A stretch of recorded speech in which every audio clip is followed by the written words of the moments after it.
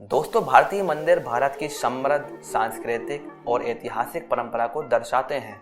उत्तर में शानदार हिमालय पर्वतमाला से लेकर दक्षिण में कन्याकुमारी तक भारत के धार्मिक मंदिर और धार्मिक स्मारक सैकड़ों हजारों साल पुराने हैं। इन मंदिरों की रचना लगभग 10,000 साल पहले हुई थी। उस काल के वैदिक ऋषि जंगल के अपने आश्रमों में ध्यान, यज्ञ और प्रार्थना करते थे। ये मंदिर मनन, आत्मचिंतन और शास्त्रार्थ के केंद्र हुआ करते थे। हिंदू मंदिरों को खासकर बौद्ध, चाणक्य और गुप्त काल में भव्यता प्रदान की जाने लगी और जो प्राचीन मंदिर थे उनका रीडेवलपमेंट किया गया। ये सभी मंदिर ज्योतिष, वास्तु और धर्म के नियमों को ध्यान में रखकर बनाए गए थे और आज भी कई सारे मंदिर बनाए जा रहे हैं और जो पहले से बने थे उनको दोबारा से नया रूप दिया जा रहा है। ये मंदिर सिर्फ भारत में ही नहीं, दुनिया भर के अलग अलग देशों में जहाँ जहाँ सनातन धर्म वाले लोग रहते हैं वहाँ वहाँ भव्य और दिव्य रूप में मौजूद हैं। सनातनी मंदिरों की वास्तुकला भी ऐसी है कि जो लोग इसे देखते हैं वो देखते रह जाते हैं। इन मंदिरों की संख्या विदेशों में भी बढ़ती जा रही है क्योंकि जब तक प्रधानमंत्री नरेंद्र मोदी देश विदेश से गहरे संबंध बनाते जाएंगे, इन मंदिरों की संख्या बढ़ती जाएगी।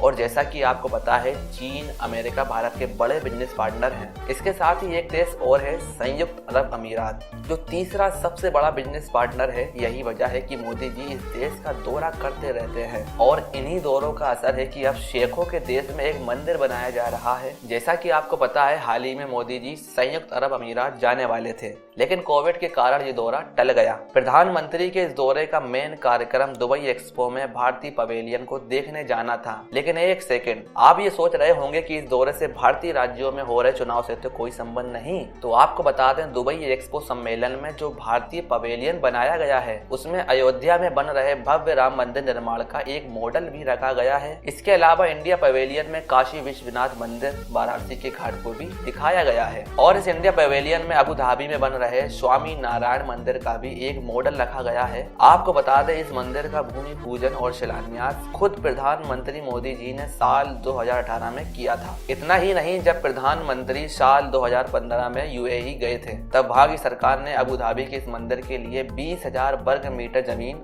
आवंटित की थी। इसलिए ये मंदिर खास चर्चा में रहा है। तो आज बात करेंगे इस मंदिर के बारे में, ये कहाँ बन रहा है और इसको बनाने में किसने खास भूमिका निभाई है, क्यों ये मंदिर इतना खास होने वाला है और क्या वाकई ये मंदिर एक हिंदू मंदिर है। जानने के लिए वीडियो को लास्ट तक जरूर देखें, साथ ही इसकी वर्तमान स्थिति को भी समझेंगे। अगर आपको इस मंदिर के बनने का वाकई में इंतजार है तो इसे लाइक करने के साथ दोस्तों में शेयर करना बिल्कुल ना भूलें। सबसे पहले आपको बता दें, ये मंदिर संयुक्त अरब अमीरात के अबू धाबी से 30 मिनट की दूरी पर हाईवे से सटे अबू मुरैखा नामक जगह पर बनेगा। अब आप ये सोच रहे होंगे कि ये मंदिर अबू धाबी में ही क्यों बन रहा है, तो आपको बता दें, अबू धाबी संयुक्त अरब अमीरात की राजधानी है और दुबई के बाद संयुक्त अरब अमीरात का दूसरा बड़ा शहर है। अबू धाबी मध्य पश्चिमी तट से फारस की खाड़ी में एक टी आकार के द्वीप पर मौजूद है। भारतीय दूतावास के आंकड़ों के मुताबिक यूएई में तकरीबन 33 लाख भारतीय रहते हैं, जो वहां की आबादी का लगभग 30% हिस्सा है। और इतनी बड़ी आबादी होने के बावजूद राजधानी अबू धाबी में कोई हिंदू मंदिर नहीं है। इसलिए अबू धाबी के स्थानीय हिंदुओं को पूजा या शादी जैसे फंक्शन के लिए दुबई जाना पड़ता है। इसके लिए उनको तकरीबन 3 घंटे लंबी यात्रा तय करनी पड़ती है। इन दिक्कतों को देखते हुए यूएई सरकार ने इस मंदिर के लिए जमीन देने का फैसला किया था, जिसमें खास भूमिका वहां के बिजनेस टाइकून ने निभाई। क्या आपको पता है यहाँ के बिजनेस टाइकून कौन है? अगर पता है तो भाई कमेंट में जरूर बताएं, वरना सुनिए।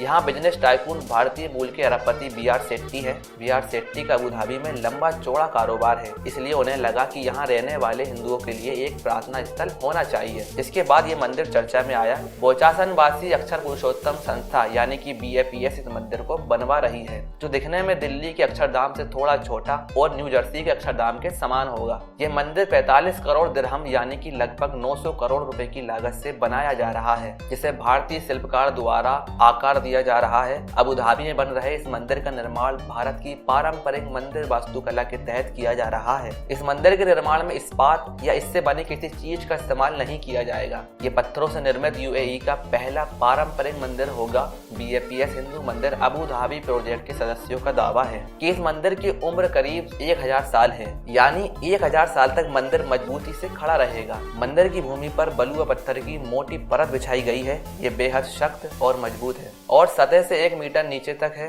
वहीं गल्फ न्यूज की रिपोर्ट के मुताबिक पारंपरिक पत्थर के मंदिर की फाइनल डिजाइन और हाथ से नक्काशी किए गए पत्थर के स्तंभ की तस्वीरें नवंबर में जारी की गई थी, जिन्हें भारत में ही बनाया गया है। भारत में राजस्थान और गुजरात के कलाकारों ने इन्हें बनाया है।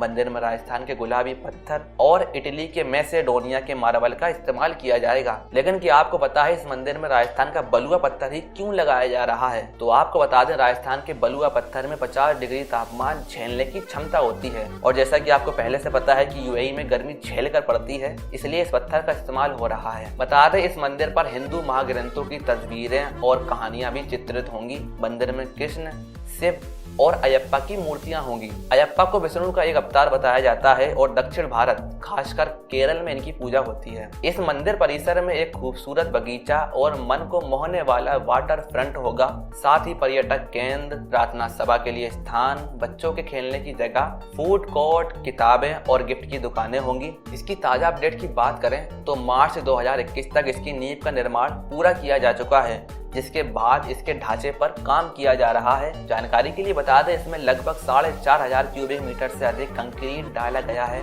और अब इसकी नींव रखने के लिए नक्काशीदार पत्थरों से इसको आकार दिया जा रहा है, जिसे साल 2023 तक पूरा कर लिया जाएगा। अब मैंने ये तो बता दिया कि यह मंदिर अबू धाबी में क्यों बन रहा है। अब बताते हैं क्यों कुछ लोग इसे हिंदू मंदिर नहीं मानते हैं। तो आपको बता दें, गुजरात यूनिवर्सिटी में सोशल साइंस के एक प्रोफेसर हैं, गौरांग जानी, जिनके हिसाब से इसे हिंदू मंदिर कहना उचित नहीं होगा, क्योंकि जब हम स्वामी नारायण मंदिर में जाते हैं तो वहाँ हिंदू देवी देवताओं की भी मूर्तियां होती हैं, लेकिन इनके जो विचार और तौर तरीके हैं वो हिंदू परंपरा से अलग हैं। स्वामी नारायण संप्रदाय के जो नियम हैं उनमें तो कई जातियां शामिल ही नहीं हो पाएंगी। वहीं कुछ लोगों का मानना है कि स्वामी नारायण एक अलग संप्रदाय है और इसमें हमारे जो इष्ट देव हैं वो स्वामी नारायण हैं। स्वामी नारायण मंदिर में हिंदू धर्म के देवी देवताओं की मूर्तियां सहजानंद स्वामी के मुकाबले आकार में छोटी होती हैं, लेकिन जिसका मंदिर होता है उसकी मूर्ति मध्य में और बड़ी होती है। लोगों का कहना है कि हर संप्रदाय के अपने इष्ट होते हैं और हमारे इष्ट स्वामी नारायण हैं, इसलिए कुछ लोग इसे हिंदू मंदिर नहीं मानते हैं। वीडियो में इतना ही। दी गई जानकारी कैसी लगी कमेंट में जरूर बताएं। शुक्रिया।